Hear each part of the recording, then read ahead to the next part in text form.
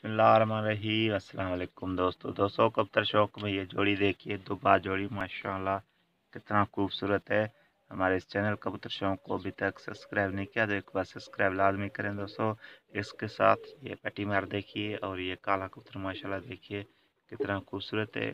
ऊपर वो मादी देखिए, ये भी कितना खूबसूरत है। ऊपर एक मादी बैठा हुआ है अंडे पर, ये भी चेक करें, पट्टी मारे माशाल्लाह। और ये कुछ बच्चे देखिए, ये भी आप चेक करें और हमारे चैनल को इस खुशी में एक बार सब्सक्राइब लाजमी कर दें। और कुछ बच्चे भी हैं, ये देखिए, और ये नीचे भी बच्चे हैं, वो कोने में बच्चे हैं, ये नीचे भी कबूतरी बैठी हुई है, ये इधर भी कुछ बच्चे हैं, आप चेक कर सकते हो। ये देखिए माशाल्लाह कितने खूबसूरत सा बच्चे, एक छापेदार है और एक वाइट कलर का है।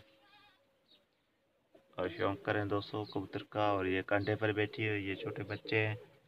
कुछ कबूतर यहाँ मैं आपको दिखाऊंगा दोस्तों, यहाँ देखिए, यहाँ भी आपको नज़र आ रहा होगा बच्चे कबूतर, आप चेक करें, जोड़ी है, दोनों आप चेक करें माशाल्लाह कितना खूबसूरत है दोनों।